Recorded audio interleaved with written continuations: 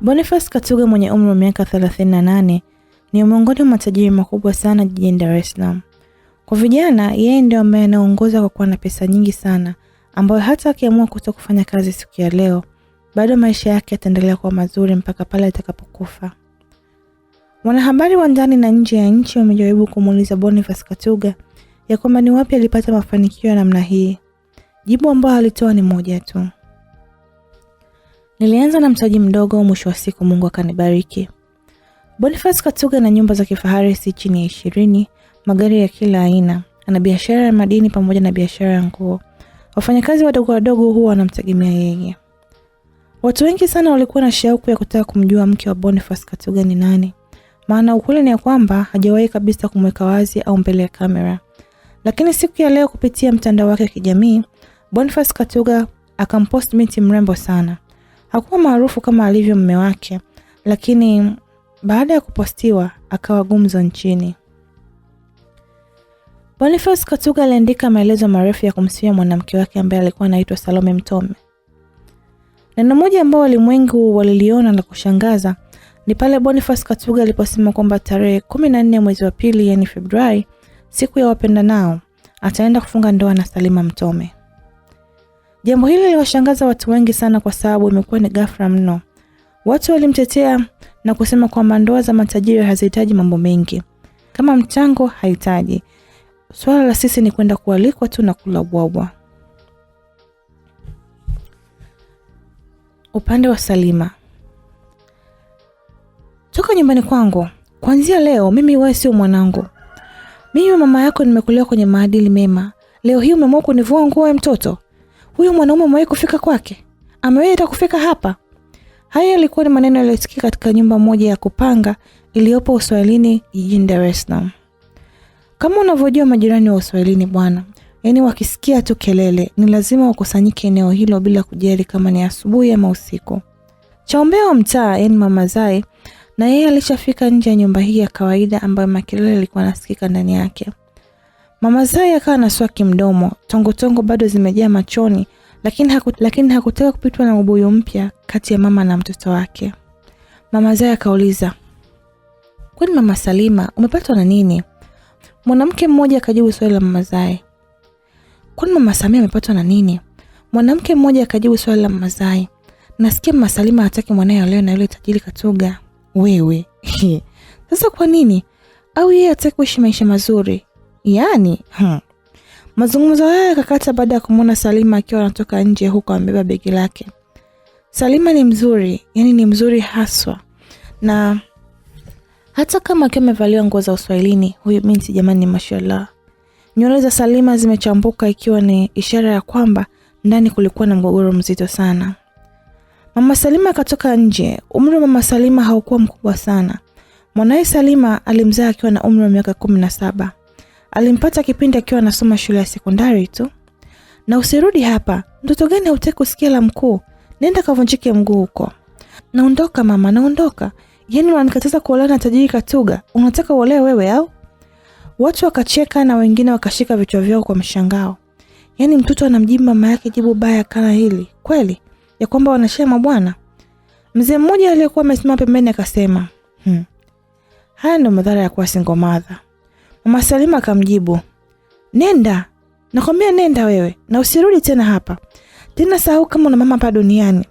Nenda kaolewe na hao matajiri wako. Kama angekuwa anakupenda, si angekuja kujitambulisha hapa. Mnachukuana huko, mnachukuana kama wahaini." Salima kaondoka zake huko akimtingishia mama yake mzazi makalio.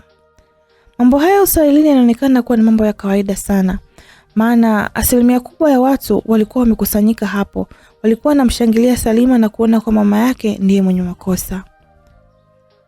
Mama Salima akatazama majirani ambao wamekusanyika nje ya nyumba yake akafoka. "Haya, na nyie akina Fukunyuku, ondokeni hapa. Asubuhi tu mnakuja kwenye nyumba za wenzenu. Kwani kwenu hamna?" Mama Zai akamjibu kwa sauti, "Kwani na wewe hapo kwako si umepanga au kwa kuwa mwenye nyumba ni bwana wako ndio maana unatufanyia hivi? Hatutoki sasa." Mama Salima akaona aibu akatazama chini kwa aibu sana. Akarudi ndani na kuacha wanawake wakimshangilia Mama Zai kwa kumpatia vidonge vyake Mama Salima. Mama Salima alirudi ndani ya chumba ambacho yeye alikuwa amepanga. Chumba cha Mama Salima kina kitanda cha mbao na godoro lake ambalo limechakaa sana. Kuna kabati la nguo la zamani, ukutani kuna picha yake na mwanae Salima ambao walipiga pamoja. Mama Salima alikaa kitandani. Labda kungelikuwa na TV ndani, huenda angeitumia kuifariji moyo wake. Mama Salima akaanza kulia. Mwanangu Salima, umepatwa na nini? Si ni wewe ulisema kwamba tutaishi wote hata kama tukiwa tunalala chini? Au kulala chumba kimoja na wewe umechoka? Wewe ndio ulikuwa mfaraji wangu mwanangu. Nimekusomesha chuo kwa shida. Eti leo hii unaenda kuolewa sehemu ambayo moyo wangu haujaridhika nako? Kweli? Mama Salima kavuta pumzi. Baba yako mzazi Mtome sijui hata alipo. Alinidanganya kipindi ambacho niko kidato cha 3. Matokeo yake nikashika ujauzito. Baada ya kufukuzwa shule, sikumuona mpaka leo. Nimekulea wewe mtoto kwa shida. Nimeteseka mimi. Nafanya kazi kwa nguvu. Nafanya kazi za nguvu ili nikusomeshe Salima. Nafanya kazi ngumu mimi kwa sababu yako. Kwa nini leo unafanya hivi? Haya yalikuwa ni malalamishi Mama Salima. Upande mwingine, Salima Mtome alifika barabara kuu, akatoa simu yake kubwa ya smartphone. Akatafuta namba ya Boniface ambaye alikuwa ameisave mume na akawa ameweka emoji kakopa pale. Alimpigia simu ile, ikaanza kuita pasipo na kupokelewa. Akapiga tena na tena lakini simu haikuwa inapokelewa. Kuna dereva bodaboda mmoja akapita pale na kuongea. Dada, mambo vipi? Poa. Kalia chuma tu wenzetu. Hapana, kuna mtu anamsubiria. Umesimama hapa muda mrefu sana. Kwa nini sikupeleke pale ambapo unaenda? Asante kakaangu. Dereva bodaboda akaondoka. Salima akaanza kumpigia tena Boniface Katuge. Simu iliendelea kuita bila hata kupokelewa. Sasa asiponijia itakuwaje? Kurudi nyumbani siwezi maana nishavuruga mbaya. Alafu mbaya zaidi, mfukoni sina hata sentimia. Salima alisimama eneo lile kwa takriban dakika 10, simu yake ikaanza kuita. Aliyekuwa anampigia alikuwa ni Boniface. Haraka haraka apokea ile simu. Halo kipenzi changu Salima. Sauti nzito ya mwanaume rijali ikasikika kwenye mboni ya masikio ya Salima. Taratibu Salima akaachia tabasamu mwanana kisha kajibu. Baba watoto wangu. Samahani nilikuwa naoga. Nimekuta umenipigia simu mara 10 na kitu hivi. Kipenzi changu, naomba uje unichukue. Nimeondoka nyumbani. Mbona kuniambia kwa leo unakuja? Bibi, kuna mambo yalikuwa yametokea nyumbani kipenzi changu. Naomba uwahi basi. Nimesimama barabarani muda mrefu sana. Okay fine. Uko wapi nje kuchukua? Barabarani huku, hii barabara kuu ya Msugia, jirani kabisa nyumbani kwetu. Okay, nakuja hapo. Asante mpenzi. Mama Salia akiwa chumbani kwake, simu yake ikaanza kuita, akaipokea. Halo. Sauti ya mwanaume ambaye anaonekana kuwa ni makamu wa miaka 50 kwenda 60 ikasikika. Mama Salima, nimesikia hapo nyumbani kwangu kuna ugomvi. Kulikoni tena? Muda huu tu ashakupatia taarifa. Sasa unajua tena mama Zaya alivyokuwa amshakunaku, amenipigia simu. Ndio hivyo kipenzi changu. Salima kaondoka tena. Yeye ameondoka kwa mbwembwe na matusi kibao huko ndani. Kanizodeo mbele ya majirani. Pole sana mpenzi. Itabidi nikiwa natoka kazini nipitie kwako kufariji. Asante sana Robert wangu, lakini naomba uwe makini na wewe Mazai. Ukaribu wenu mimi kwa kweli sijapendezwa nao kabisa. Kwa nini? Hapana baba, yule ni mnafiki. Kwanza karopoka mbele ya watu kwa mimi na wewe tuna mahusiano. Akasema hivi kwa sababu Salima kaondoka. Kwa kweli sijapenda. Jamani, pole mpenzi. Naomba pumzike basi, sawa? Punguza mawazo, mimi nitakuja baadaye. Sawa. Haya mama, niambie sasa nikuletea nini? Niletee chochote ambacho unaona kinanifaa. Okay, bye kipenzi. Bye. Simu kakata. Mama Salima kasema, hata waseme natoka na kibabu cha miaka 90 ila siwezi kumwacha huyu baba. Kanistiri sana, bila yeye ningeendelea kuishi mtaani. Mama Salima kajilaza kitandani. Maisha ya Mama Salima yamekuwa ni ya kumtegemea mzee Robert. Nyumba anayoishi ni ya mzee Robert. Mahitaji ya hapa na pale ni mzee Robert ambaye anampatia. Ingawaje mama Salima huwa anajishughulisha na kazi za hapa na pale kwa ajili ya kuendesha maisha yake kila siku. Wanawake kadhaa walikuwa wamesimama umbali kidogo wa nyumba ambapo alikuwa anaishi mama Salima. Wote hawa wametega masikio yao kwa mama Zai, yani mbea yule wa mtaa. Mama Zai alikuwa anatoa maoni kuhusu mama Salima. Hivi unajua wanawake wengine sijui wapoje. Anamzuia mwanae kuolewa na tajiri kisa nini? Kwenye haya maisha, yani kinachoangaliwa ni pesa sasa hivi. Yani hata mwanangu Zai, siku akiwa anataka kuolewa, cha kwanza nitaangalia huyu mwanaume ana kibunda. Akiwa hana, mwenzangu sitaki. Sasa namchambia nini? Wanawake wenzake na mama Zai wakacheka pamoja. Makubwa haya. Mama Zai akaendelea kusema, alafu huyu mama Salima nahisi akili zake hazimtoshi. Eti badala ya kumpangishia mwanae chumba, wanabaki wanarundikana humu wote. Huyu akileta mwanaume anampisha mwenzake. Sasa maisha gani hayo? Mwanamke mwingine kadakia, yani kuna siku watachanganya wote na wanaume mmoja, shauri yao. Mama Zai akasema, shoga yangu. Kwenye hilo shoga yangu mimi simo. Pale ambao ukimfikia mama Salima umesema maneno hayo, naomba msinichanganye. Kwanza ndoka zangu, ngoja nikaswaki mimi.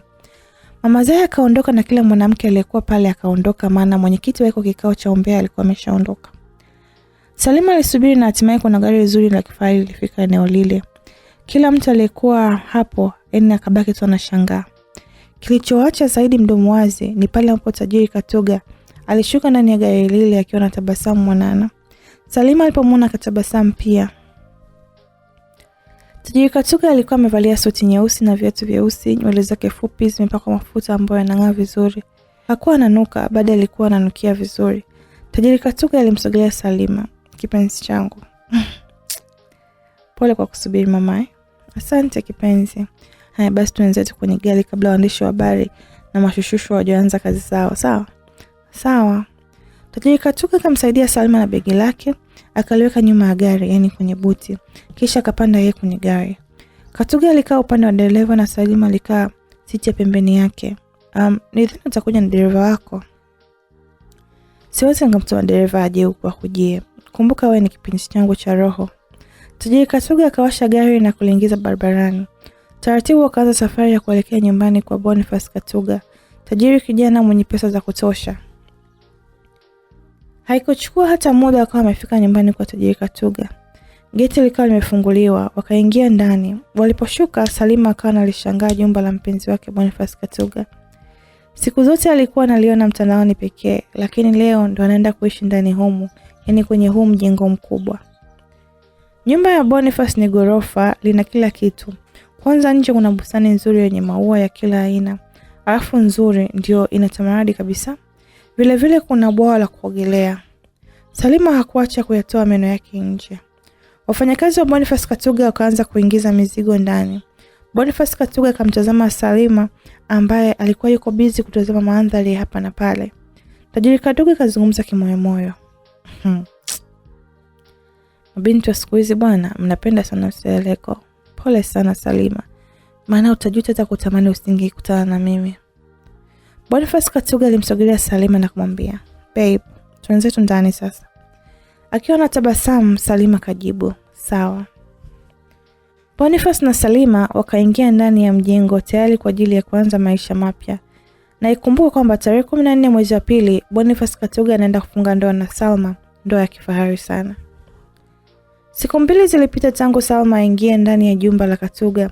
Wawili hao waliishi kwa amani, furaha na upendo mpaka pale ambapo asubuhi ya siku moja Salma aliamka mapema sana kwa ajili ya kumwandalia mume wake mtarajiwa kifungua kinywa. Salma alimwacha Katuga akiwa amelala.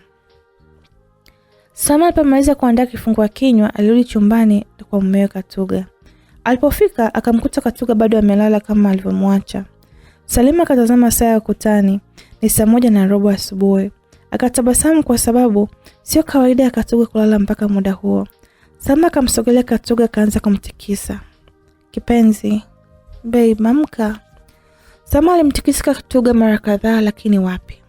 Hapo awali alidhani matani, ile baada ya kugusa paji la mume wake mtarajiwa, alishtuka sana. Mwili wa Katuga ulikuwa umepoa, baridi lilikuwa limetamaradi ndani ya mwili wake mzima. Salima akafanya hima kutoa shuka ambayo alikuwa amejifunika Katuga. Akaweka kichwa chake juu ya kifua cha Katuga kwa ajili ya kusikiliza mapigo ya moyo. Cha ajabu, hakukuwa na mapigo ya moyo. Hii ni ishara ya kwamba tajiri Katuga mpoteza maisha. Salma akabaki mdomo wazi. Mawazo yake yakampeleka mbali sana. Akawaza ni lazima askari polisi watamkamata, halafu akaenda mahakamani. Maisha ya furaha ya Salma yakawa yamedumu kwa siku 2 tu. Misukosuko ikawa imeanza. Mume wake mtarajiwa amepoteza maisha. Mbaya zaidi ni kuwa Salma na Katuga ndio walikuwa wanalala ndani ya hiyo nyumba. Mlinzi na mtunza bustani walikuwa wanalala nje. Kwa hiyo familia hii haikuwa na watu wengi sana, bali ni hao 4 tu. Salma alianza kulia, akakumbuka namna ambavyo mama yake alivyomzuia kuolewa na tajiri Katuga, ila yeye akalazimisha. Bora ningekusikiliza mama yangu. Salma alianza kulia. Anatamani hata siku ziweze kurudi nyuma.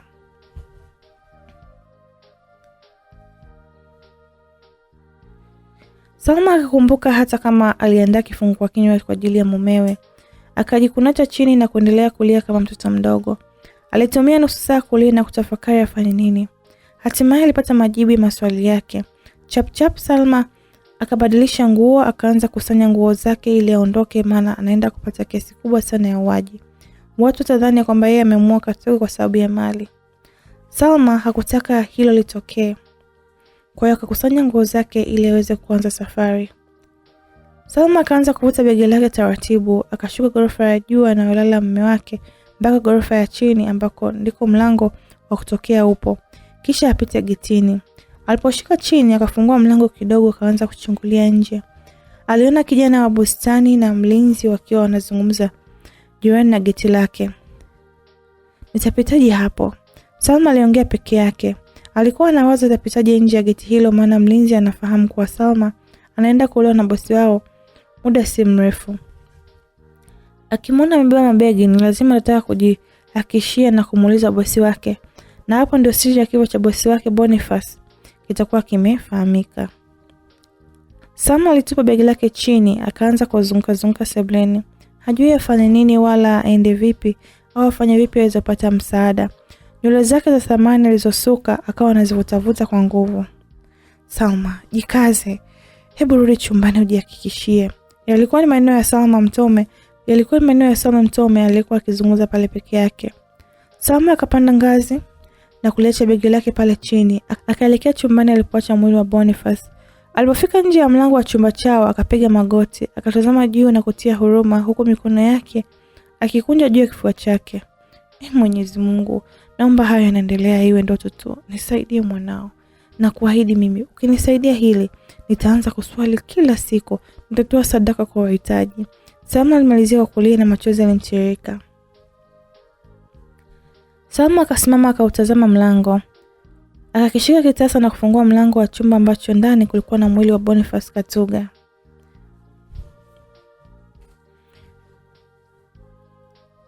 Upande mwingine, mitaa ya Uswahilini, nje ya nyumba ambayo alikuwa amepanga Mama Salima au tuseme tu Mama Salma.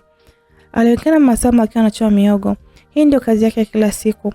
Huwa anaandaa miogo na kachori kisha anawapatia vijana wazungushe mitaa ya shuleni.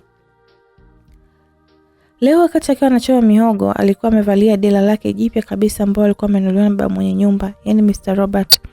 Wateja walikuwa wakimiminika kila wakati, lakini ghafla moyo wake ukawa umedunda kwa nguvu sana mpaka yeye mwenyewe akashtuka. Mafuta ya moto ambayo alikuwa anakangia miogo, mafuta yakamrukia kidogo mkononi. Mama Salma akashtuka mno. Uwi! Wateja waliokuwa hapo wakamsogeza pembeni. Mama, kulikoni? Mbona umepiga yowe? Ni swali kutoka kwa kijana mmoja wa mtaani ambaye ni mteja wa kila siku wa Mama Salma. Hakuna kitu mwanangu. Mama Salma akajikaza kusimama, akasogea jikoni na kulishika sufuria ile la miogo. Haya, njooni hebu niwahudumie haraka haraka. Mama Salma aliwaambia wateja wake, akawahudumia haraka haraka, na alipohakikisha wote wameondoka, akaingia ndani.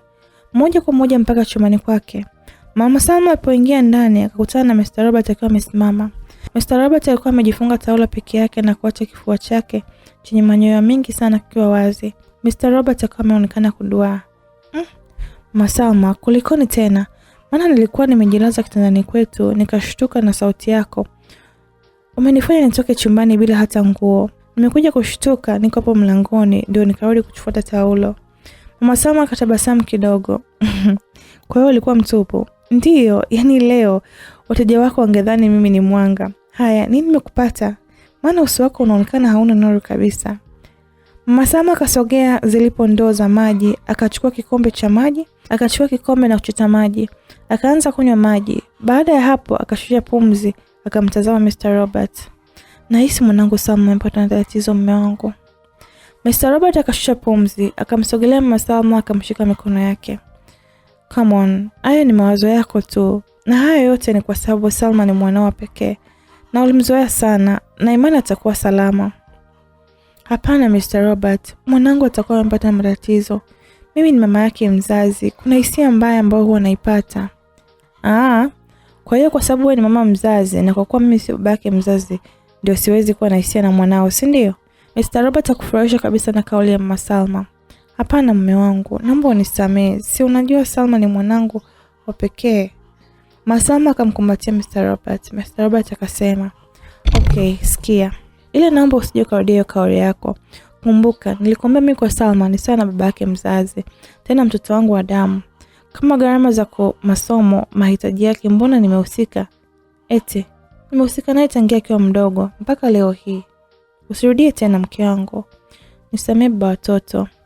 Mama Salma alijua kujishusha. Mr. Robert akashusha hasira zake. Mpigie mwanae sijui amepatwa na nini. Sawa.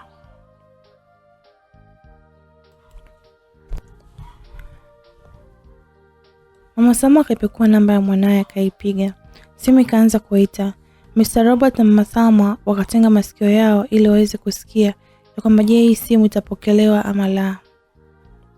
Simu haikuwa inapokelewa. Mama Salma akasema, maana tangu siku ameondoka hapa sijaimpigia. Wala yeye mwenyewe hakuwahi kunipigia. Mr. Robert akamsogelea Mama Salma na kumwambia, "Ondoa hofu Mama Salma. Huenda yupo mbali na simu. Si unajua tena sasa hivi ni asubuhi."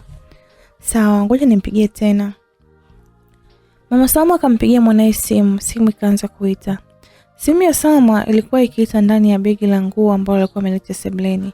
Ikumbuka kuwa Salma amepanda juu chumbani ili hakikishe kama kweli Boniface amepoteza maisha au la. Salma anafungua mlango na sasa anatazama ndani ya iko chumba chao. Moyo wake ukaripuka mara ya kuona mwili wa Boniface Katuga ukiwa vile vile kama vile alivyouacha. Salma akaufunga mlango ule haraka sana. Akaanza kushuka ngazi haraka sana mpaka sebuleni. Ile nafika ndio simu yake inamalizia kuita. Akaitoa na kuitazama nani alikuwa anapiga, akakuta mama yake mzazi. "Mama." Salma alianza kulia. Akapiga namba ya mama yake akiamini anaweza pata msaada. Kwa bahati mbaya Salma hakuwa na salio. "Samahani, hauna salio ya kutosha kupiga simu hii. Tafadhali ongeza salio." Sauti hiyo kutoka kwa mtoa huduma wa wateja ilimuumiza sana Salma. Ama kweli siku ya kufa nyani, yani mitu yote huteleza. Salio nalo limeisha, kweli? Salma kakaa chini, miguu yake haikuwa na nguvu hata kidogo. Salma akatumia dakika 5 kukaa chini.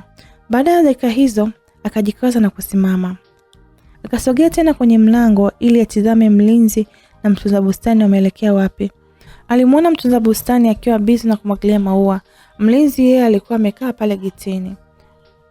Hapo inatakiwa nijikaze. Salma akajitazama na begi lake na kisha kusema, "Na hizi nguo naziacha, wasije kanishtukia bure." Salma akaufungua mlango, akajifuta machozi yake.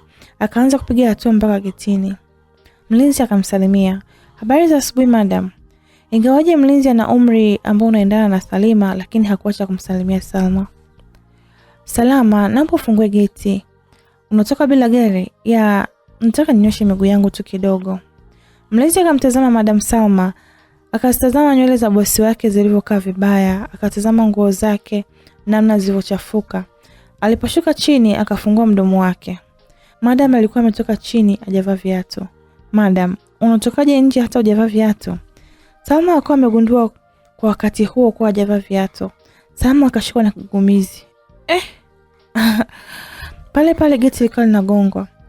Salma anapiga hatua za kurudi ndani na kumwacha mlinzi akisogelea geti kwa ajili ya kutazama ni nani ambaye alikuwa anagonga geti hilo. Salma karudi ndani. Kabla hajafungua mlango akatazama getini alipomwacha mlinzi. Lo, jamani. Alimuona askari polisi wa kiume akiwa na magwanda yake ya kazi. Askari polisi alikuwa anazungumza na mlinzi, na mlinzi akawa anaonekana kuelekeza mkono alipokuwa amesimama Salma. Naenda kuozea jela mimi. Yalikuwa ni mawazo kutoka kwa Salma, machozi yakaanza kumtiririka. Askari polisi akaanza kupiga hatua kwa kumsogelea aliposimama Salma. Simu ya Salma ikaanza kuita tena. Salma akaitazama simu yake na ilikuwa mama yake mzazi anampigia. Lakini hakuwa hata na nguvu ya kupokea simu, maana mbele yake kuna askari polisi ambaye alikuwa anakuja. Halafu chumbani kwake kuna maiti. Jamani, alijua siku ya leo ndio mwisho wake kukaa uraiani. Askari polisi akafika mlangoni. Salma yeye alikuwa amesimama mlangoni kwa ndani, alafu askari yuko kwa nje. Habari yako Shem? Akiwa na hofu ya kumjibu Salma akajibu, salama Shem, za kwako? Najua tufahamiani, ila mimi ni rafiki karibu sana wa mmeo mtarajiwa, Bwana Boniface Katuga. Oh, karibu, asante. Nimepita kumwona Boniface. Si unajua siku ya harusi huwa kuna mambo mengi sana. Hivyo mimi kama askari tena rafiki yake, nimeona ni vyema tupange mipango ya ulinzi ya usalama mapema. Salma anageuka nyuma na kumtazama tena askari huyo na kumjibu, bado amelala. Kama bado amelala sio kesi, nitamsubiri sebleni. Salma akapigwa na butwa. Huwezi ukapita ndani, maana mimi kwa kweli sikujui. Leo ndio mara ya kwanza kukuona, halafu mume wangu kalala. Vipi kutokea huko ndani? Askari polisi akamkazia macho Salma. Salma akapesa macho yake pembeni. Kuna nini unaficha ndani? Hamna kitu. Aya, naomba unipishe niingie ndani, la sivyo utadondokea kwenye mikono ya sheria. Mlinzi akafika alipo askari polisi na Salma. Vipi Afande Juma, kuna tatizo? Afande Juma akamgeukia mlinzi. Ndio Gomba, tatizo lipo, tena kubwa mno. Mlinzi akaendelea kuuliza, tatizo gani tena? Nimefika hapa kwa ajili ya kumwona rafiki yangu Boniface, lakini shemeji yetu anaonekana kuwa na wasiwasi sana. Unajua nini? Nipitia mafunzo maalum ya kijeshi. Nikimuona mtu lazima nijue kitu gani anaficha. Hebu mtazame kuanzia juu mpaka chini. Huoni kama kuna tatizo? Mlinzi Gambo akakaa kimya. Akamtazama Salma kwa kutia huruma. Pale Afande Juma kaingia ndani kwa nguvu. Sebleni akakuta begi la nguo za Salma, akaanza kupekua nguo moja baada ya nyingine, bila kujali kama ni shemeji yake. Alizitoa mpaka nguo zake za ndani Salma, tena mbele ya Mlinzi Gambo. Salma alijinamia tu chini. Afande Juma akapanda ngazi na sasa anaelekea chumba ambacho alikuwa analala Boniface Katuga. Sebleni alimwacha Salma na Mlinzi Gambo. Mlinzi Gambo akamtazama Salma na kumuuliza, shemeji, kuna nini? Kuna tukio kubwa. Tukio gani? Hebu punguza wasiwasi, nieleze. Nimeamka mapema, nikaingia jikoni kuandalia kifungua kinywa. Wakati nimerudi chumbani nikamkuta Boniface kafariki. Mlinzi Gambo hakuonekana kushtuka. Kumbe tatizo ndio hilo? Ndio shemeji. Kama tatizo ndio hilo, wewe ndio wasiwasi bwana. Mmeo Kabla Gambo hajamaliza sentensi yake, Afande Juma akashuka chini. Baada ya kumua tajiri namba 1 nchini kwetu, unataka kutoroka? Wewe binti, unadhani kuna sehemu ambayo unaweza kujificha mkono wa dola usikushike? Salma alizidi kutetemeka, machozi yakamtiririka mithili ya bomba la mvua. Sio mimi afande. Salma alipiga magoti. Kuanzia sasa upo chini ya ulinzi. Mimi na wewe tutaongozana mpaka kituo cha polisi. Mlinzi Gambo akataka kuingilia kati, lakini Afande Juma, hiyo sio haki. Afande Juma akamkazia macho Mlinzi Gambo. Mbona unaonyesha sana huruma kwa huyu binti? Au mmepanga njama pamoja ya kutaka kumua tajiri Katuga ili mrithi hizi mali? Na wewe kuanzia sasa hivi uko chini ya ulinzi. Wote mikono juu. Haya, chap. Afande Juma akatoa bastora na pingu. Akamsogelea Salma na kumfunga pingu mkono mmoja na mkono mwingine wa pingu akamwekea Mlinzi Gambo. Wote wawili wakawa wamepigwa na pingu. Haya, tanguleni nje. Mlinzi Gambo na Salma hakuwa na ujanja. Wakawa wamenasa kwenye 18 za mikono ya sheria. Walipotoka nje, mtunza bustani alikuwepo eneo hilo. Afande Juma akamwambia, njoo ufunge geti, na wewe utoke hapa unikute kituoni. Kuna maelezo unatakiwa uyatoe. Sawa. Na usiingie ndani ya hiyo nyumba. Ukifanya hivyo utaungana na wenzio. Sawa afande. Afande Juma akatazama Salma na Gambo. Haya, tembeni mbele. Mlinzi Gembo na Salima wakatoka nje ya geti. Nje ya geti kulikuwa na gari la jeshi la polisi. Afande Juma akafungua mlango na kisha kuambia, "Pandeni haraka kabla watu hawajamiminika hapa." Salma na Gomba wakapanda kwenye ile gari. Afande Juma akapanda upande wa dereva, akawasha gari na kuliondoa pale. Mama Salma na Mr. Robert walikuwa ndani wamesimama. "Ondoa wasiwasi mke wangu, Salma utakuwa sawa, usijali." Kwa sauti yenye kujaa huzuni ndani yake Mama Salma akasema, "Najiona kama mwenye makosa. Najiona kama mwenye makosa wa kumkatalia mwanangu ndoa yake. Mr. Robert." "Jamani, tena mafikia huko Mama Salma, na kuomba bwana hebu punguza mawazo." "Sawa. Haya basi nenda kamalizia kuchoma mihogo. Si unajua tuna watu wanakusubiri hapo nje." Mama Salma akachukua mtandio wake akajifunga vizuri, akairudisha simu yake kitandani na kutoka nje. Alipofika nje alikuta watu wakiwa wanamsubiria. "Nisameheni bure ndugu zangu kwa nimewachelewesha." "Sawa mama, usijali." Katika kituo cha polisi cha Kati Uzunguni, kituo ambacho ni kikubwa zaidi katika vituo vyote pale mjini, inaonekana gari la Afande Juma likiwa linaingia kituoni. Afande Juma alizungusha gari nyuma ya jengo la polisi. Afande Juma akasimamisha gari pembeni ya jengo la kituo cha polisi. Akageuka nyuma walipo Salma na Gomba. "Tumefika." Mlinzi Gomba akawahi kwa kusema, "Ina maana upo serious namna hii? Dogo, unadhani natania eti? Na kwa nini utuzungushe nyuma ya kituo cha polisi badala ya kupitisha mlango wa mbele?" "Jibu ni fupi." "Nitawapitisha mlango wa mbele." "Jibu ni fupi. Nikiwapitisha mlango wa mbele watu wengi watamuona Salma, maana wanamfahamu. Kwa hiyo sitaki maswali ya wanahabari." "Hiyo sio sababu, najua una sababu yako." "Wewe dogo, hebu kaa kimya." Salma hakuacha kuomba msamaha kwa kulia. "Kaka, naomba utusamee. Tusamee kaka yangu, nipo tayari kufanya chochote kile ili mradi tu tuachie." "Unataka kunipa rushwa, si ndio? Hauoni kama unajiongezea makosa mengine? Ama umesahau kama kutoa ama kupokea rushwa ni kosa la kisheria?" "Wewe unataka kutoa rushwa. Hilo ni kosa lingine. Twende kituoni utaeleza vizuri." Afande Juma akashuka ndani ya gari, akafunga mlango wa dereva na kufungua mlango wa nyuma ambao alikuwa amekaa kina Salma na Gomba. "Shukeni haraka." Salma na Gomba wakashuka. Afande Juma akawafungua pingu, akawafunga pamoja. "Mnaona mlango ule pale? Haya, piteni hapo." Salma na Gomba wakaanza kuingia ndani ya kituo cha polisi kwa kupitia mlango wa nyuma. Afande Juma alikuwa nyuma yao na hakutaka kuandika majina yao kwenye daftari maalum ya watuhumiwa. Ilipofika saa 8 mchana, Mama Salma na Mr. Robert walikuwa nakula chakula cha mchana pamoja pale chumbani. Ugali na samaki ndio chakula chao cha siku ya leo. Chakula kilikuwa kitamu sana mpaka Mr. Robert alijingata ulimi wake. Dakika 7 zikawatosha kumaliza chakula chao. Mama Salma, tangu asubuhi haupo sawa kabisa. Mimi nilikuwa na wazo." "Wazo gani?" "Nipe kwanza maji ninywe." Mama Salma akamimina maji kwenye kikombe akampatia Mr. Robert. Mr. Robert alikunywa na baada ya kumaliza akashusha pumzi kidogo. "Unaonaje tukienda nyumbani kwa huyo mwanaume ambaye anataka kumuoa mwanao ili tujihakikishie usalama wa mwanao?" "Ni wazo zuri sana. Sana mpenzi. Ila tatizo mimi mwenyewe sipajui. Huyo mwanaume ni mwanaume maarufu sana hapa jijini. Kupajua kwake itakuwa nyepesi sana." "Kwa hiyo tunaenda saa ngapi?" "Muda wote kuanzia sasa mke wangu." Mama Salma akatabasamu. "Okay, ngoja niondoe vyombo nikaoge kisha tuende, maana damu nzito kuliko maji baba." "Sawa mke wangu." Mateso alikuwa anaendelea kwa Gambo na Salma Mtome. Walifungiwa ndani ya chumba cha siri kilichopo kituoni.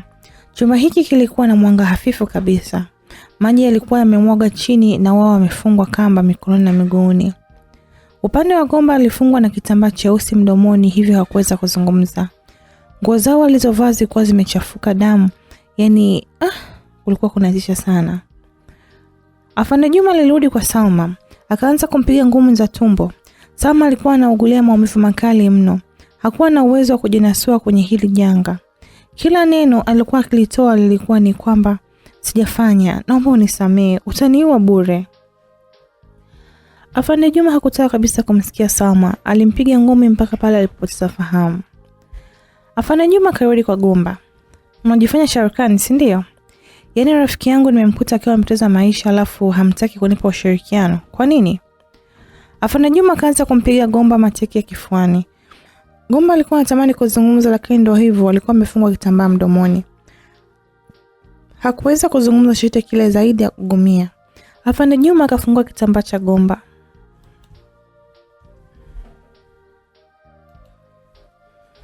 "Unataka kusema nini wewe kenge?" Afande Juma alimuuliza Gomba kwa dharau mno. Gomba alijibu huku mapigo ya moyo yakiwa yanamwendea mbio. "Sikiliza Afande Juma. Kosa unalofanya hapa utajuta maisha yako yote. Wewe kama rafiki yake Boniface, ungekuwa unajua nini kinaendelea mpaka sasa hivi na sio kutupia adhabu zisizokuwa na kichwa wala miguu. Hebu tazama huyo binti umempiga bure. Vipi usiku akija kugundua? Koma wewe." Afande Juma alimsindikiza Gomba na buti zito la kifuani mpaka Gomba aliondoka chini na kupigiza kichogo chake chini. Pale pale damu zikaanza kuchuruzika na kusambaa katika chumba hiki cha mateso. Afande Juma hakuonekana kushtuka na badala yake akasema, "Haya ndio malipo yako." Nje ya geti ya nyumba ya Boniface anaonekana Mama Salma na Mr. Robert wakiwa wanashuka juu ya bodaboda. Wakampatia afisa usafirishaji pesa yake. Mama Salma alikuwa amevalia dela la maua na mwenzake Mr. Robert alikuwa amevaa suruali nyeusi ya kitambaa na shati ya suti jeusi. "Mke wangu, kwa mujibu wa mtoa maelezo, bila shaka ni hapa," alisema Mr. Robert na kumfanya Mama Salma aanze kutazama jengo hili. "Ni pazuri sana," alisema Mama Salma huku akisogea karibu kabisa ya geti kwa ajili ya kugonga ili wapate kujua hali ya Salma ikoje. Mama Salma alitangulia mbele, Mr. Robert yeye alikuwa nyuma. Mama Salma alipopiga hatua karibu kabisa na geti, akahisi kizunguzungu na kichwa kuuma kwa ghafla mpaka kataka kudondoka. Na kwa bahati nzuri Mr. Robert alikuwa karibu akamdaka.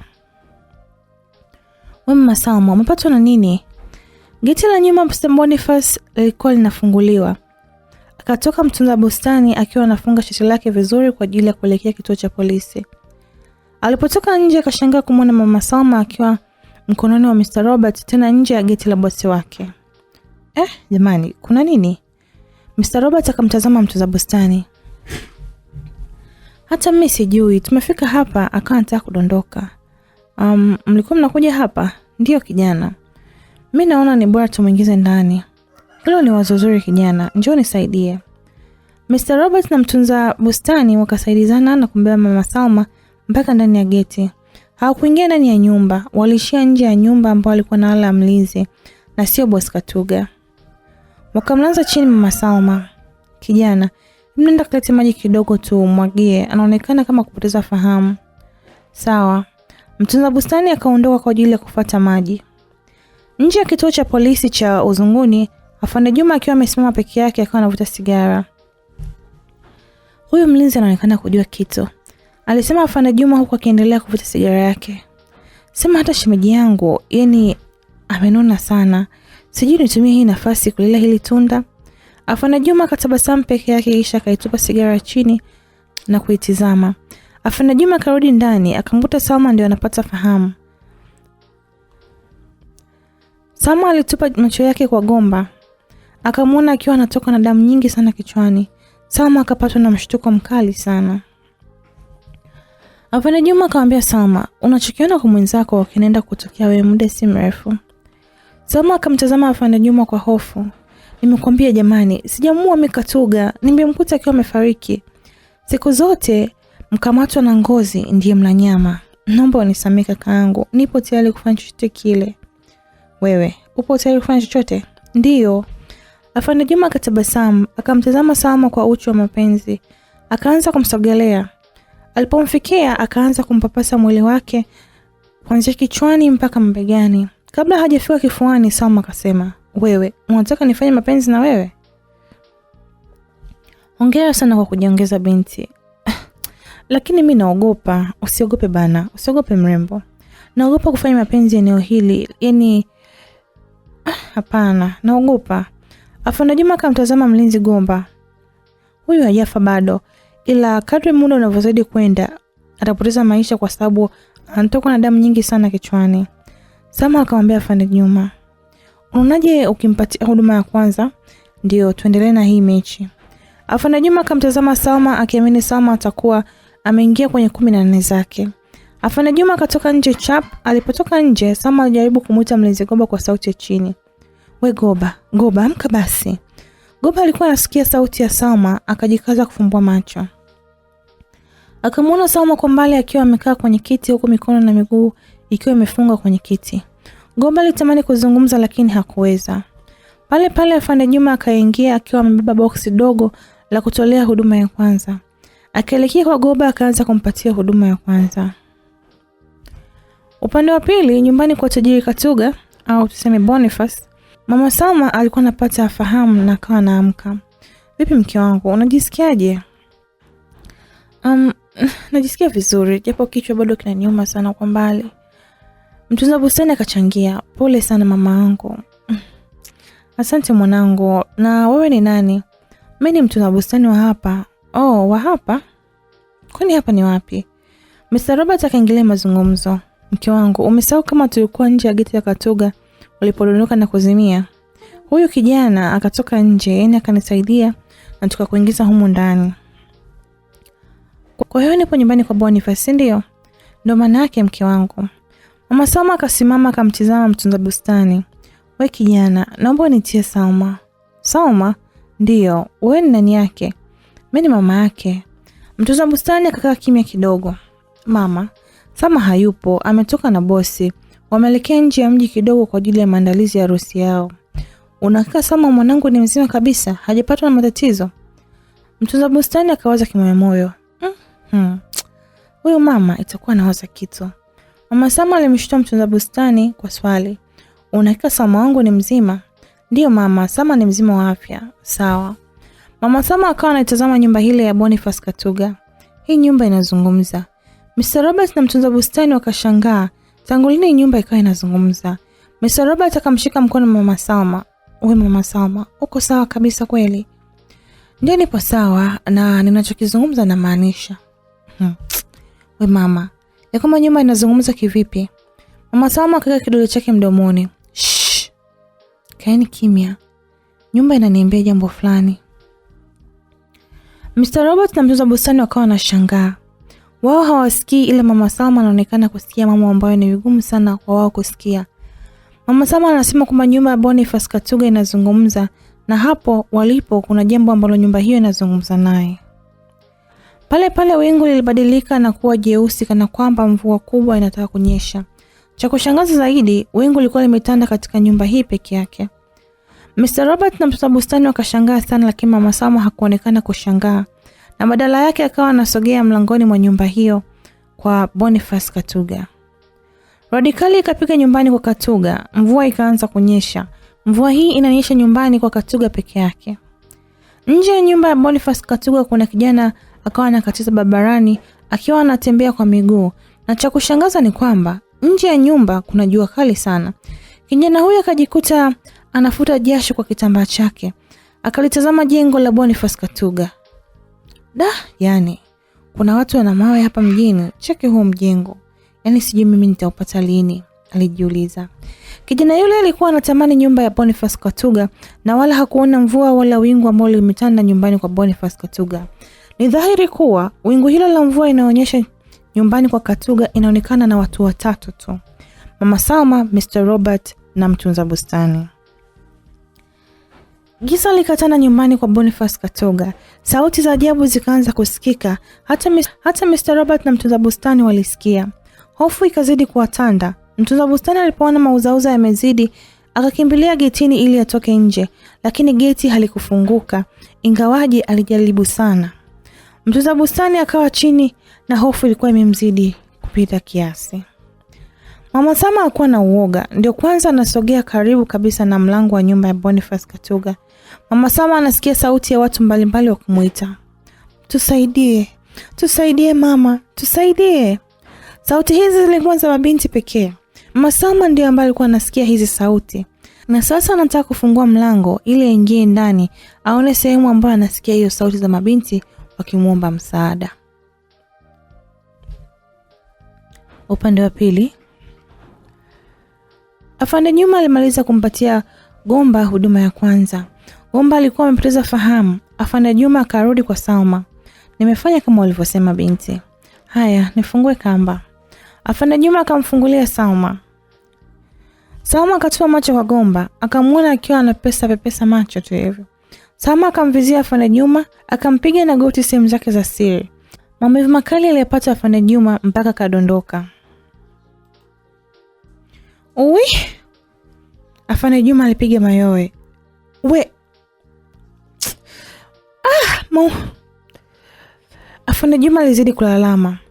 Bila kupoteza muda, Salma akamsogelea Gomba, akamfungua kamba na kisha wakaanza kutoka nje kwa kukokota. Bahati nzuri mlango haukuwa haujafungwa. Afande Juma akajikaza kusimama, akachukua bastola yake na kutoka nje huku akiwa anatembea kwa kuinama, maana maumivu bado yalikuwa yapo.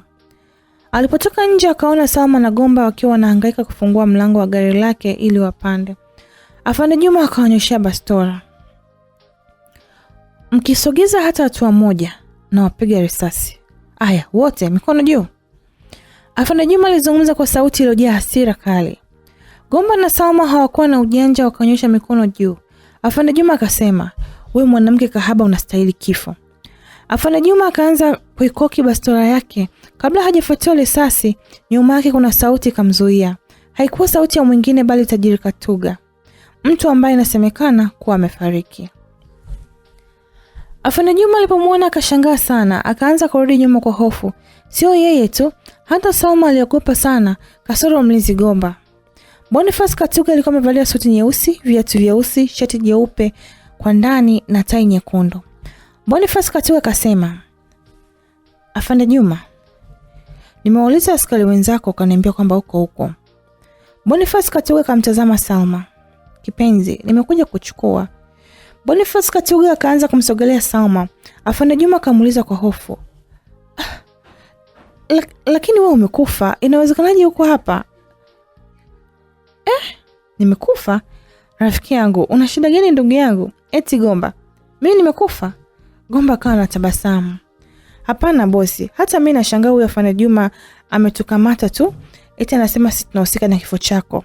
Katupiga bure, inabidi atulipe." "Kawapiga?" "Ndio bosi, na Salma amepiga. Tena alitaka kumbaka kabisa. Sijui bosi huyu ni rafiki wa aina gani." "Afande Juma, kwa nini unataka kumbaka mke wangu?" Afande Juma alikuwa anaogopa sana. Mtu ambaye alijihakikishia kwamba amekufa, eti anamuona mbele yake, tena anamuuliza kwa nini alikuwa anataka kumbaka mke wake. Inakuwaje hii? Ndugu yangu Boniface, wewe ulikuwa umekufa kabisa." Boniface Katuga akamsogelea Afande Juma. "Kama nilikuwa nimekufa, kwa nini askari wenzako wala hawaniogopi kama wewe? Maana yake wenzako hawajui chochote, si ndio? Nikisema wanataka kunichafua utakataa? Nikisema ni uvunje urafiki wetu, ni kufanya adui, utakataa kweli? Hufai kuwa rafiki wewe." Afande Juma hakuwa na majibu ya maswali yaliyoulizwa. Alibaki kutazama chini kwa aibu tu, lakini akakumbuka kabisa kile ambacho alikuwa amekiona. Si yeye peke yake, hata Salma alikuwa anawaza kile. Anakumbuka alijikishia kuwa mume wake alikuwa amepoteza maisha. Inakuwaje yuko hapa? Au huu ni mzimu? Salma alizungumza kimoyomoyo, lakini cha ajabu Boniface Katuga akamjibu Salma kwa sauti. "Salma, mbona unanitazama kama umeona mzimu? Mimi ni Katuga mwenyewe na sio mzimu. Haya, tuendeni nyumbani. Kuhusu Afande Juma, hebu niachieni mimi." Boniface Katuga katangulia. Gomba akamshika mkono Salma. "Twende nyumbani." Kwa sauti ya chini Salma akasema, naogopa Gomba." "Usiogope bwana, twende nyumbani. Kuna mambo mengi sana ambayo huyajui, nitakuelekeza." Salma akajikaza na kuongozana na mlinzi Gomba. Wakamwacha Afande Juma akiwa amepigwa na butwaa kubwa sana. Waliondoka, Afande Juma akashusha pumzi. Hizi zitakuwa ni nguvu za giza, si bure. Nitafanya uchunguzi mpaka nijue ukweli wa haya mambo. Boniface Katuga, mke wake Salma pamoja na Gomba walipanda kwenye gari moja pamoja. Gomba ndiye alikuwa dereva. Siti ya nyuma walikaa Boniface Katuga pamoja na Salma. Mpaka sasa Salma mapigo yake ya moyo yalikuwa yanamwendea mbio mno. Gomba akawasha gari kisha wakaanza kuondoka eneo hili la kituo cha polisi. Wakiwa barabarani, mazungumzo ya hapa na pale yalikuwa hayajakoma. "Gomba?" "Naam bosi." "Mbona unanichanganya? Kivipi bosi wangu? Mimi nimekufa?" "Hapana bosi, tatizo rafiki yako Afande Juma sio muelewa. Nilimwambia bosi utakuwa amelala, anadai sijui umekufa. Itabidi nimchukulie hatua. Msamehe bosi, unajua nyinyi ni marafiki wa damu kabisa na mmekaa muda mrefu. Na ukifanya hivyo ni lazima vyombo vya habari vitataka kujua chanzo cha ugomvi wenu ni nini. Mwisho wa siku picha yako nzuri kwenye jamii itachafuka. Sawa, ushauri wako nitafanyia kazi. Halafu nimeona una bandage kichwani, vipi kulikoni? Aisee jamaa alinipiga teke kifuani nikabamiza ukuta. Sema kwa sasa naendelea vizuri, maana alinipatia yeye mwenyewe huduma ya kwanza. Kingine, uliposema afande Juma alitaka kumbaka Salma, ulikuwa unamaanisha? Hapana bosi, nitaka kumkosesha tu raha. Ingekuwa amemgusa kipenzi changu, leo angesoma namba. Nakwambia ningegeuza hili gari haraka ili tuende tukamshughulikie. Boniface Katuga akamtazama Salma. Mpenzi wangu, mbona hauna amani kabisa? Salma akamtazama Katuga. Hakuna kitu, nawaza yote yaliyotokea leo. Au na wewe unaongea na afande Juma kusema kwamba mimi nimekufa? Hapana mume wangu. Alafu nimekuta begi lako la nguo sebleni. Ulikuwa unataka kwenda wapi? Sio mimi. Alitoa afande Juma kwa madai eti kwamba anataka kufanya uchunguzi wa kifo chako cha mchongo. Salma alidanganya, lakini kudanganya kwake ukamfanya Boniface Katuga acheke kwa dharau. Huyu jamaa ananitafuta maneno. Hatimaye walifika mtaa wa Uzunguni, mtaa anapoishi Boniface Katuga. Walipofika nje ya geti la Katuga, Gomba akapiga honi ya gari. Haukupita muda mrefu geti lilikuwa limefunguliwa na mtunza bustani. Mpaka sasa haifahamiki kama Mama Salma na Mr. Robert wapo nyumbani au wako wapi. Gari liliingia ndani mpaka kwenye paki ya magari, wakashuka wote wawili. Ile Katuga na kanyaga chini, akahisi kitu cha tofauti sana. Akaanza kunusa juu kama mbwa. Akainama na kuchukua udongo kidogo, akaweka mdomoni. Wakati haya yote anafanya, Salma alikuwepo. Unafanya nini mume wangu? Salma alijikaza kumuuliza mume wake. Hakuna kitu mpenzi, wewe ingia ndani kwanza. Salma aliamua kutii amri ya mume wake, akaingia ndani. Boniface Katuga kaanza kuizunguka ile nyumba. Alitumia dakika 5 ndipo akarudi kwa mtunza bustani. Masanja, naam bosi. Leo kulikuwa na ugeni hapa nyumbani kwangu, si ndio? Yes, ndio bosi. Ni nani huyo ambaye amefika hapa bila mimi kujua na kila nikijaribu kumuona nashindwa? Alijitambulisha kama mama yake Salma. Mama Salma? Ndio, alikuwa na mume wake. Mume wake? Ndio bosi. Ina maana Salma alidanganya, alisema hana baba. Bosi, inavyoonekana yule sio baba yake na Salma. Huenda ni mume wake na Mama Salma, ila sio baba yake mzazi na Salma. Kwa nini? Huyu mwanaume alisema kwamba yeye na Salma wameishi pamoja kana kwamba ni mtoto wake wa kumzaa. Boniface Katuga katikisa kichwa chake juu. Na walikuwa wamefuata nini hapa? Walikuwa wamekuja kumsalimia Salma. Mama Salma alisema kwamba anahisi mwanae atakuwa anapitia matatizo makubwa sana. Ndio maana amekuja hapa. Akaongezea kusema kwamba simu mwanae ameipiga sana pasipo na kupokelewa. Kimwamoyo tajiri Katuga akasema, maana yake ni kwamba Mama Salma ndiye alisababisha ibada yangu ya leo ishi njiani. Na ndio huyu kila nikitaka kumuona kwa jicho langu la tatu simuoni. Itabidi nimzuie mapema kabla hajaniharibia kafara yangu ya mwanae. Tajiri Katuga akamwambia Masanja, chukua ufunguo gari langu tuende kwenye mtaa anapoishi Mama Salma. Sawa bosi. Masanja akafuata funguo ndani. Katuga akamuona Gomba akiwa anachota maji. We Gomba. Naam bosi. Mimi na Masanja tunaondoka, naomba pumzike na muangalie sana shemeji yako. Na muone hayupo sawa kabisa. Sawa bosi.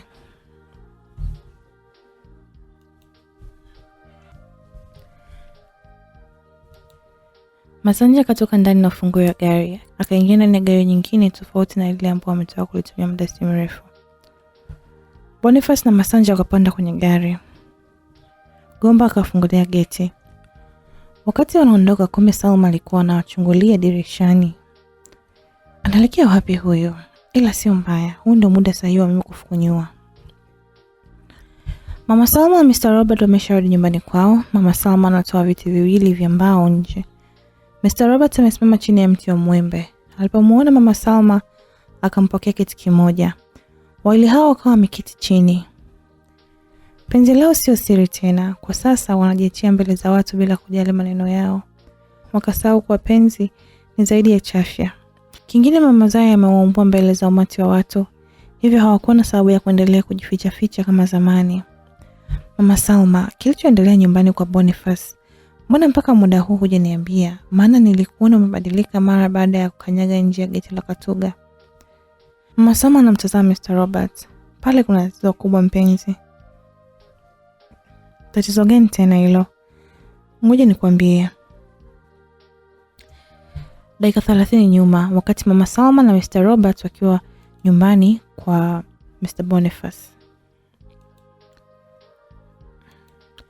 Mama Salma alikuwa anasikia sauti za mabinti zikiomba msaada. Mama, tusaidie. Tunajua unatusikia, naomba utusaidie, sisi ni wanao. Tunateseka. Tusaidie mama. Sauti hizi alikuwa anasikia ni Mama Salma peke yake. Mr. Robert na mtunza bustani Masanja wote walikuwa hawasikii. Mama Salma akawa anapiga hatua kuelekea ndani karibu na ule mlango. Masanja akamuuliza Mr. Robert, mzee wangu, unahakika kwamba huyu mama akili zake zipo sawa?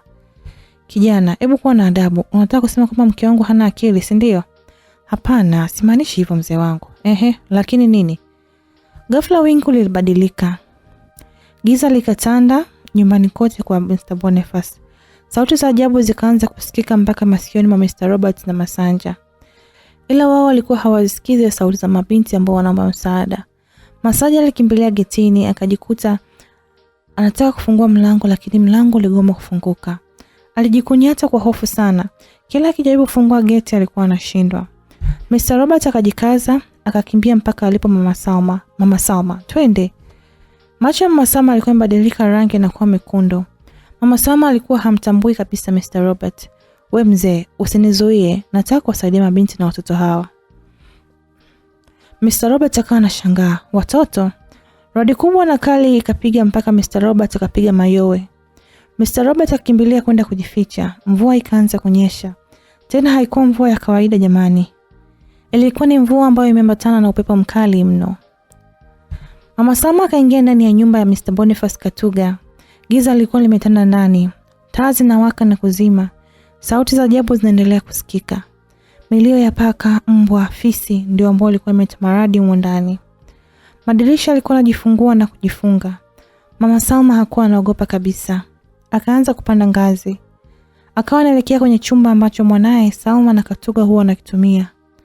Lakini chumba hicho pia ndiko ambako sauti zile za mabinti zilikuwa zinasikika. Mama Salma kafika nje ya mlango wa chumba cha Katuga. Wasikilizaji, nikisema Katuga hapa mwandishi anamaanisha kwamba ni Boniface Katuga.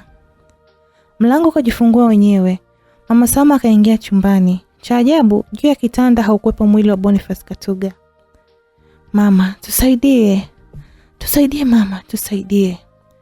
Sauti za mabinti walikuwa wanaomba msaada zikawa zinasikika karibu kabisa. Mama Salma akatazama kushoto kwake, akaliona kabati kubwa la nguo likiwa limebana ukutani. Akalisogelea kwa kuamini kabisa sauti za wale mabinti zinasikika eneo lile. Alipojaribu kulisukuma kushoto, kumbe hapo kuna mlango wa siri ambao hata mwanae Salma hakuwa na ufahamu. Ndani ya kile chumba cha siri kuna giza totoro. Mama Salma hakuogopa. Alitumia mwanga wa radi na taa ya chumbani zinazowaka na kuzima. Akaingia ndani. Ndani ya hiki chumba kuna majeneza makubwa 9. Matatu ni meupe, matatu ni mekundu, matatu ni meusi. Mama Salma alipotega sikio, akagundua kwa sauti za mabinti zinasikika ndani ya majeneza haya. Kwa ujasiri mkubwa, ujasiri ambao hata yeye hajui ameutoa wapi. Mama Salma alisogelea jeneza la kwanza ambalo ni jeusi. Akafungua. Ndani ya jeneza kulikuwa na binti wa makamo wa miaka 27 akiwa amepauka. Binti huyo amegeuzwa kuwa msukule. Mama Salma alipotazama pembeni kidogo ya msukule huyo, akakiona kitoto kichanga kikiwa kimegeuzwa msukule. Msukule yule akasema, "Mama nisaidie." Alafu chafu ikatoka kinywani cha msukule huyo. Mama Salma alipomtazama vizuri machoni, akaona funza wadogo wakiwa wamechambulia mwili wa msukule yule. Sauti ya kwamba msaada zinaendelea kusikika katika majeneza mengine. Tusaidie, tusaidie. Mama Salma akapiga hatua mpaka kwenye jeneza jeupe akalifungua. Kwenye jeneza hili pia kulikuwa na binti wa makamu miaka 30 akiwa amepauka vile vile kama mwenye jeneza jeusi. Tofauti ni moja. Aliyepo kwenye jeneza jeusi ana mtoto, ila huyu mwenye jeneza jeupe hakuwa na mtoto. Mama Salma alipomtazama tumboni akagundua msukule wa jeneza jeupe amefumuliwa tumbo na kutolewa kizazi.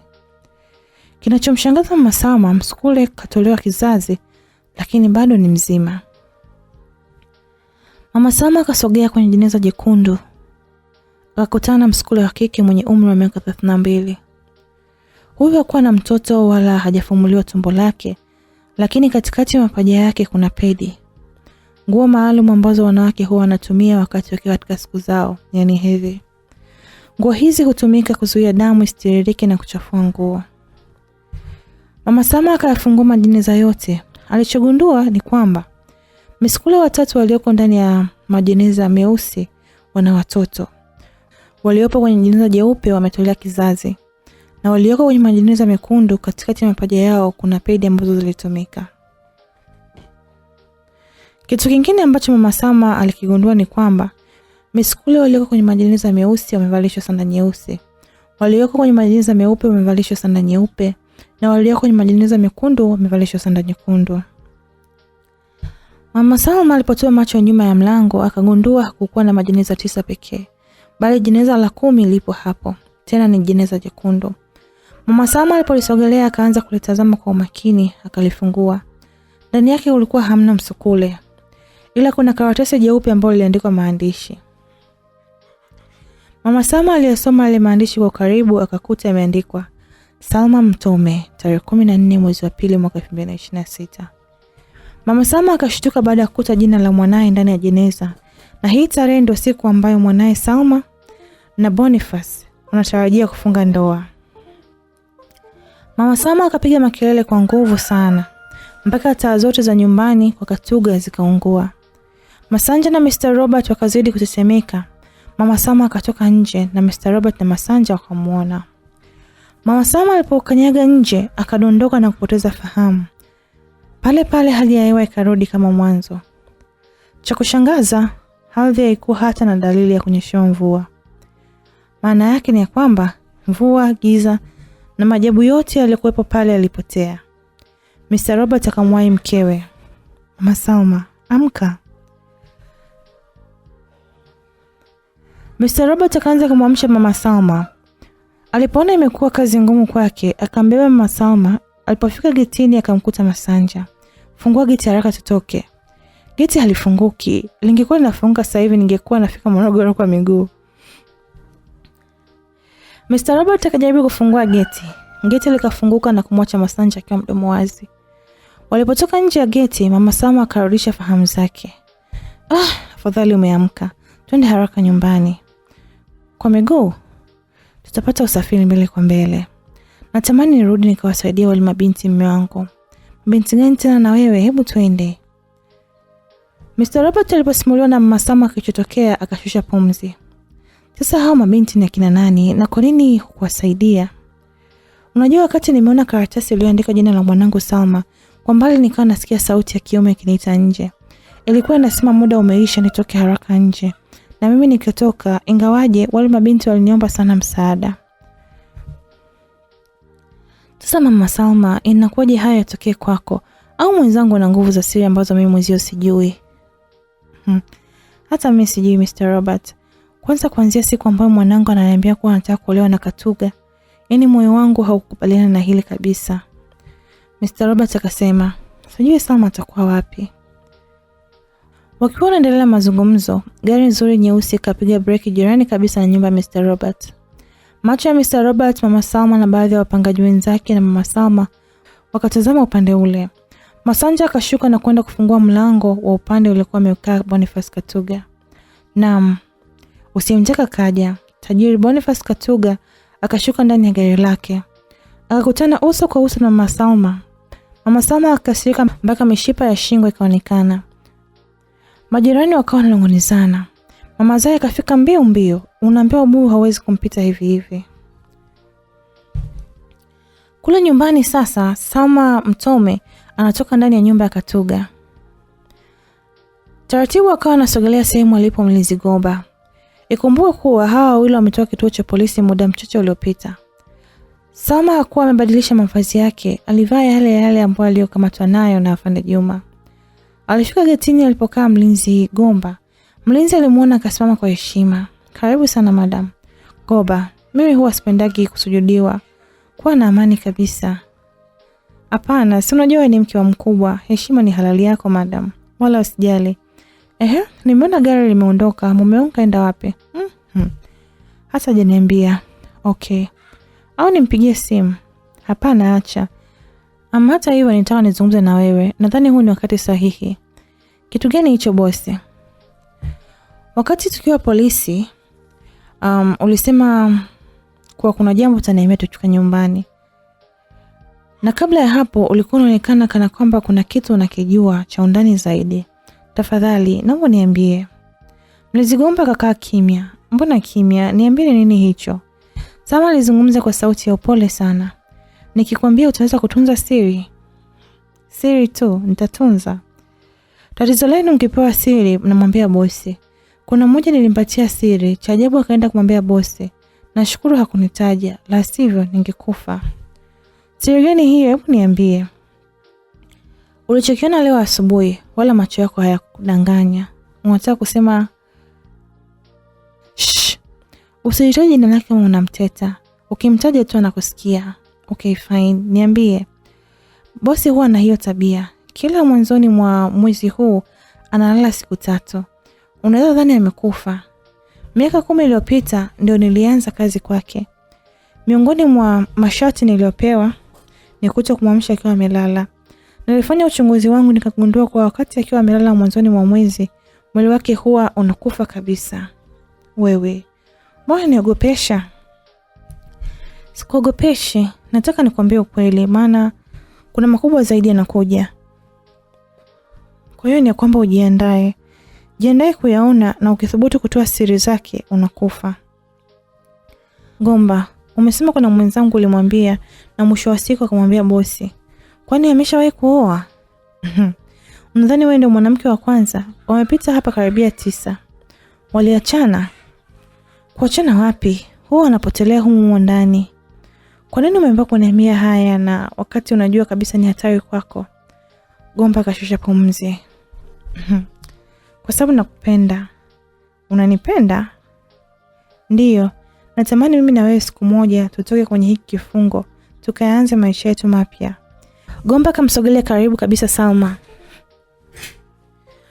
Nakupenda Salma. Gomba. Gomba wewe. Sikiliza Salma. Bosi sio wa kuolewa naye. Atakutumia na mwisho wa siku atakutoa kafara. Mimi nimeishi hapa kwa miaka mingi. Natamani kutoka hapa nikiwa na wewe. Kwa hiyo nataka niziache mali zote hizi. Hizi sio mali halali. Kuna watu wamekufa kwa sababu ya hizi mali. Na wewe utakufa tu. Bosi huwa anafanya ibada za giza. Naomba tuondoke Salma. Siwezi nikaondoka. Kama unaondoka ondoka wewe. Shit. Salma karudi zake ndani. Gomba kabaki nje peke yake. Ama kweli sikio la kufa alisikii dawa.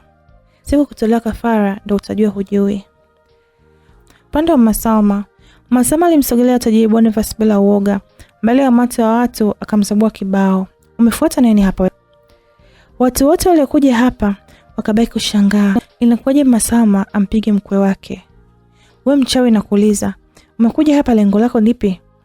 Umewatoa kafara watoto wa watu, ukawafungia ndani ya chumba cha siri kwa sababu ya pesa. Kwa nini unathubutu kufika hapa? Mama Salma alifoka bila kujali chochote kile. Wewe ni muuaji, unataka kumtoa kafara mtoto wangu? Nakwambia hivi, hili sitokubaliana nalo kamwe. Katuge kachea kwa dharau. Kwa hiyo nilivyokukataa wewe nikamchumbia mwanao ndio unaniita mimi mchawi? Watu wakashangilia jamani. Si unajua tena masuala ya Uswahilini. Mama Zaya akapaza sauti. Kumbe ulikuwa unamzuia mwanao asiolewe na Katuge kwa sababu zako? Ulitaka uwe mshangazi, si ndio? We, hapana. Mr. Robert akasogea aliposimama Mama Salma. Wewe kijana, hebu kuwa na kiwe maneno. Mama Zaya kadakia. Wewe naye mzee, hebu toka hapa. Unashinda kukaa na mke wako mkoani, unakuja kuchepuka na mwanamke mwingine da. Lo, chefu. Mr. Robert ni Mswahili sana. Hakutaka azidie karata na mazaya, akasema, kwa taarifa yako, mimi sina mke mkoani. Mke wangu alishafariki. Nina watoto 3 na wote wana maisha yao. Mama Salma na mke wangu, na mwezi ujao nitamtambulisha kwa wanangu. Uendelee na umbea wako na hicho kimwanaume chako kisichokuwa na kazi hapa mjini. Watu wakashangilia kwa shangwe. Ni kama leo kuna sinema la bure hivi. Mama Zaya akaona aibu, akaondoka zake. Mama Salma akamrudia Katuga, naomba uondoke hapa na nikwambie kitu kimoja. Sijui mwanangu umempatia dawa gani, ila ni lazima atarudi hapa. Wewe mama ni mpuuzi sana. Mtoto wako mwenyewe pale alipo ninamstiri tu. Maneno haya yakarudisha shangwe na vigelegele kwa watu ambao waliopo pale. Jambo hili limekuwa la kushangaza sana kwa watu, kwa sababu sio siri kwa mama mkwe na mkulima kutunishana misuli mbele ya umati wa watu. Ni aibu, lakini pia fedheha. Lakini kwa Waswahili ni shangwe tupu. Mama Salma akashikwa na hasira, macho yake kabadilika rangi mpaka Katuga mwenyewe akanashangaa. Anga la mtaa huo likabadilika na kuwa jeusi kana kwamba mvua inataka kunyesha. Mr. Robert alipoona hali ile, akamshika mkono Mama Salma na kumwambia kwa sauti ya chini, Mama Salma, twende ndani, usije kuonyesha nguvu zako mbele za umati wa watu. Mama Salma akakubali kuingia ndani. Alipoingia ndani, hali ya hewa ikarudi kama mwanzo. Wambea wa mtaa hawakuondoka. Tajiri Boniface Katuga alipoona anashangiliwa sana, akatoa pesa nyingi ndani ya gari kisha akazirusha juu. Watu waliopo eneo hilo wakaanza kuokota pesa zilizomwaga na bwana huyo Boniface Katuga. Boniface akapanda kwenye gari lake na kuondoka. Wakati wakiwa barabarani wanarudi nyumbani, Masanja akamwambia bosi wake, huyu mama inaonekana ana nguvu fulani hivi, maana hata pale nyumbani hali ya hewa ilibadilika sana. Nahisi kuna kitu. Nimeshagundua ni wapi ambapo anapata jeuri. Unajua Masanja, wewe ni mfanyakazi wangu mtiifu sana. Ndio maana nimekuja na wewe huku na sio yule mjuaji Gomba. Kwa hiyo bosi, ni lini utaniunga kwenye chama chenu? Ngoja kwanza nimalizane na hiki kimama kinachojifanya kinajiona kina nguvu kuzidi mimi, si ndio? Baada ya hapo nitakuunga kwenye chama. Sawa bosi.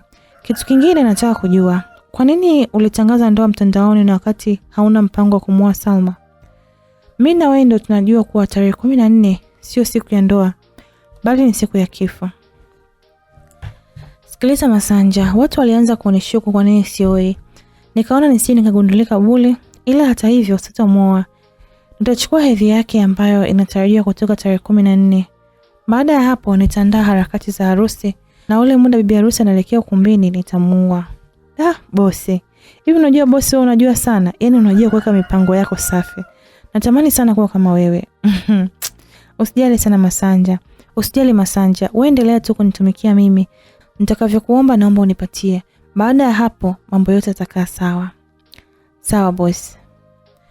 Mama Salma na Mr. Robert walipoingia ndani, Mama Salma akasema, huyu kijana anajiamini sana. Ni lazima atakuwa mchawi kweli. Hivyo basi, nilichokiona wala sio wenge. Mke wangu, nakuomba utulie. Hebu jipe muda wa kupumzika kwanza. Tutapata majibu baadaye. Tukipumzika, mwanangu akifa je, inakuwaje? Mr. Robert, come on. Eti. Sasa unataka tufanye nini? Sina mpango wote kwa sasa.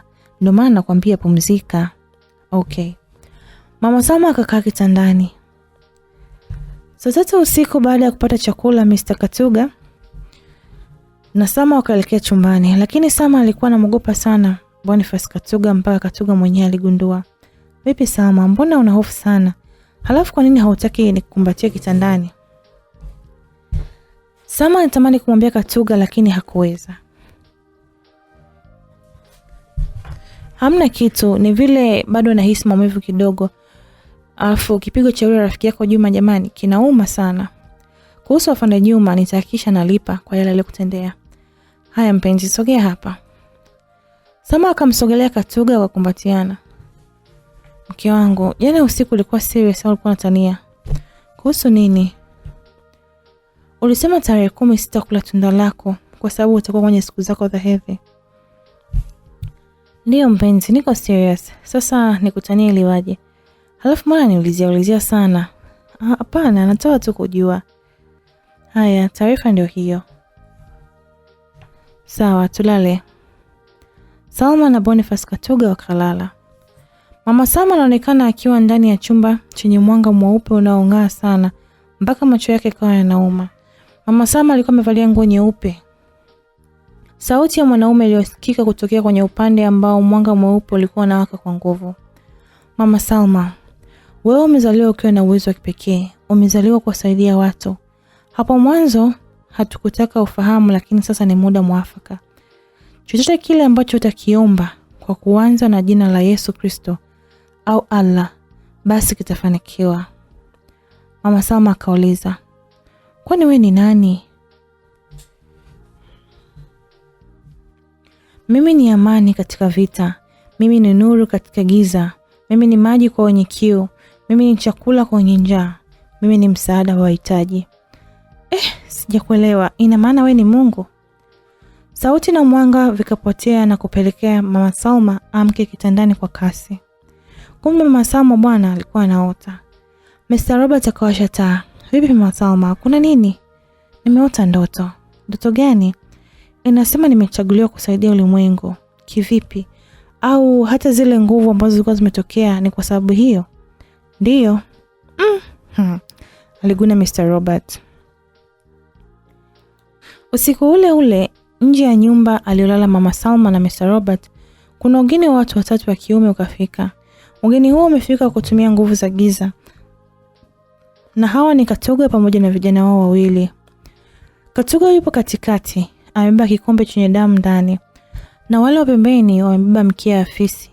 Nguo alizovaa zilikuwa ni nyekundu tu. Katuga amekuja kichawi nyumbani kwa Mama Salma. Anataka kumaliza pasipo kujua kuwa Mama Salma ana nguvu isiyo ya kipimo. Boniface akainua mikono juu. Kuna nguvu mithili ya radi ikatoka mkononi na kupiga ukuta wa nyumba ya Mama Salma. Cha ajabu, radi kamrudia yeye mwenyewe na kumsukuma nyuma.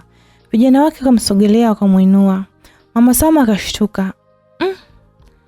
Mume wangu, nahisi kuna ugeni. Mr. Robert akawa anashangaa. Ugeni gani tena usiku wa manane jamani? Mama Salma akafungua macho yake akaanza kuomba kwa kutumia jina la Mungu. Anatumia maneno aliyoambiwa katika ndoto. Mama Salma akaomba ndani ya dakika nzima. Katuga akiwa nje na vijana wake akasema, hii nyumba ni nzito mno. Inatakiwa tuongeze nguvu zetu. Wote watatu wakashikana mikono, wakainua macho yao juu, wakaanza kuomba kwa imani zao. Ndani Mama Salma anaomba na wao wanaomba. Kazi kazidi kuwa kazi kwa sababu nguvu za aina mbili zikawa zinapinzana. Boniface na wenzake kafungua macho, pale pale kuna mwanga mwekundu ukawa umeizingira ile nyumba. Mwanga ule haukupenya ndani. Kijana mmoja akasema, mkuu, mwanga haupenyi ndani, inaonekana kuna uzio. Kabla hawajakaa sawa wakapigwa na radi iliyotoka juu. Pale pale wakapotea kichawi. Mama Salma akiwa ndani anafumbua macho. Mke wangu, vipi, uko sawa? Unanitisha? Alisema Mr. Robert. Usijali kipenzi, tulale. Mama Salma na Mr. Robert wote wakalala. Asubuhi wa siku inayofuata, Salma aliamka mapema kama kawaida yake. Leo akamgusa mume wake, aligundua kuwa ni mzima kabisa. Salma akaelekea jikoni akaandaa chakula na aliporudi chumbani akamkuta mume wake ameamka. Leo umeamka mapema? Ndiyo, vipi umeamka salama? Namshukuru Mungu nimeamka salama. Boniface Katuga kasimama, sura yake ilikuwa imekunjamana. Ile furaha aliyokuwa nayo ilikuwa imepotea. Vipi mume wangu, mbona umekuwa hivyo? Nani kuambia unitaje hilo jina? Ni mara ngapi nakuzuia? Lakini kwa nini hutaki nimtaje Mungu mondani? Boniface akampiga kofi Salma. Koma wewe. Na ukirudia tena nitakufanya kitu kibaya. Boniface akaelekea bafuni kuoga. Yaani Salma alianza kupigwa makofi hata ndoa bado haijafungwa. Sasa ikifungwa itakuwaje? Lakini kwa kuwa Salma ameshalishwa dawa hakuwa anajitambua. Kila alichokuwa anafanya yeye alikuwa anafanya kwa njia ya dawa tu. Yaani alikuwa anaendeshwa kama zezeta. Nje ya nyumba ya Boniface, Masanja na Gambo walikuwa wanazungumza. Masanja, na kuona upo karibu sana na bosi. Ya, ulitaka nisiwe karibu naye? Eti. Mimi nazitafuta pesa na wanasema ukikaa karibu na mwenye pesa unanukia pesa na mwisho wa siku unakuwa pesa. Masanja, unafahamu fika tabia za bosi wetu. Kwanza anapenda mambo ya Sodoma na Gomora. Pili, wewe mwenyewe ni shahidi, tulimuona akiwa anatoa kafara humu ndani. Si ndio? Sasa kwa nini unapenda kwa karibu naye? Sasa Gambo, ulitaka nini? Naona damu za kafara zimeanza kutembea kwako. Wewe endelea tu, nitamwambia bosi. Haya, ukimwambia sina cha kupoteza. Kama aliwatoa kafara wazazi wangu, ya nini muogope? Leo na liwe. Tajiri Katuga katoka nje akiwa na suti nyeusi akamuita Masanja. Masanja, njoo. Masanja kakimbia haraka mpaka kwa bosi wake Katuga. Jana nilikwambia nitakuunga kwenye chama na kisha malizana na Mama Salma pamoja na mwanae, si ndio? Ndio bosi. Katuga anatazama Gomba. Gomba alikuwa busy na kazi. Katuga akatoa hirizi mfukoni akampatia Masanja. Hiyo dawa hakikisha unaichimbia nyuma ya nyumba ya Mama Salma. Ukisha kamilisha hili, leo usiku nitakuunganisha kwa mkuu wangu na utakuwa mwanachama. Masanja alifurahi sana. Asante sana bosi wangu. Nakushukuru sana. Haina haja ya kushukuru sana. Nenda kaifanya hiyo kazi. Muda ndio huu. Ikiwezekana chukua usafiri wangu. Masanja kachukua ufunguo kutoka kwa bosi wake Katuga, akaelekea kwenye gari akapanda na kuliwasha. Katuga akasema, Mama Salma, tuone kama hii dawa utaiweza. Katuga kaingia ndani. Gomba kafungua geti. Katuga kaingia ndani akiwa na furaha sana. Gomba kafungua geti na kumruhusu Masanja aondoke. Masanja alifika mtaani kwa Mama Salma, akapaki gari mbali na nyumba ya Mama Salma, kisha akaanza kunyeta mpaka nyuma ya nyumba ya Mama Salma. Bahati nzuri hakukuwa na watu. Kwa hiyo akatoa ile hirizi yake na kushimbia shimo dogo pale na kuiweka. Kabla hajaiweka akapigwa na radi pale pale na Masanja akapoteza maisha. Mama Salma na Mr. Robert wakatoka zao nje. Wakamkuta Masanja akiwa amepoteza maisha. Tunafanya nini mke wangu? Tumtoe kabla watu hawajafika hapa. Mwili wake tunaupeleka wapi sasa? Tunampelekea bosi wake. Leo lazima tufike tamati. Mr. Robert na Mama Salma wakasaidizana kubeba mwili wa Masanja, wakamweka ndani ya kiroba. Moja kwa moja kaanza safari na kuelekea kwa Katuga. Tajiri Katuga akiwa sebuleni akiwa anapata kifungua kinywa, akampigia afande Juma. Hello Juma, we nani? Juma, unanilizia mimi nani? Sikiliza Katuga. Mimi na wewe hatuna tena tunachoweza kuzungumza. Kwanza unatuhumiwa kwa kesi ya kuwarubuni watoto wa kike. Unawapoteza sijui huwa unawatoa figo si unawapeleka wapi? Juma, mimi ni rafiki yako. Hivi kweli wewe unakuniambia hivyo? Yale nilikuwa nayasikia kumbe ni kweli. Jiandae. Afande Juma akakata simu. Boniface Katuga kashangaa kwa sababu Juma ni rafiki yake na amebadilika baada ya kugundua kuwa Boniface Katuga amekufa na baadaye tena anamwona akiwa hai hapo kituoni. Hapo ndipo Juma akafanya uchunguzi na hatimaye akagundua kuwa mabinti huwa wanapotea ndani ya nyumba ya Katuga. Hilo mwanzoni alikuwa alitambua, ingawa wawili hao mwanzoni walikuwa marafiki sana. Juma akaamua kwamba sheria itafuata mkondo wake. Boniface Katuga kaendelea kunywa chai. Mke wake mtarajiwa yupo kando yake na yeye alikuwa anakula. Nisamee mume wangu, sikufanya makusudi kukosea. Sawa, nimeshakusamea. Ningekuwa sijakusamea hata chakula chako nisingekula mpenzi. Wawili hao wakamalizia kupata kifungua kinywa. Akamkuta Gomba akiwa ameketi kitini. Huyo mwenzio hajarudi? Mwenzangu yupi? Hebu acha kujitoa akili. Masanja hajarudi? Ndio bosi hajarudi. Bosi Katuga kazunguka nyuma akiwa peke yake. Atakuwa amepatwa na nini huyo? Kwani alimtuma wapi? Kabla Katuga hajamjibu swali hilo, geti lilikuwa limegongwa. Itakuwa ni yeye, alisema Gomba. Ndiye agonge geti tena kwa mkono? Hapana bwana, aliondoka na gari, lazima apige honi. Gomba akasogea kwenye geti. Akalifungua. Mama Salma na Mr. Robert akaingia ndani wakiwa na kiroba kizito kinachotoa jasho. "We mama, umeamua kunifuata mpaka hapa? Na ni nini hiki?"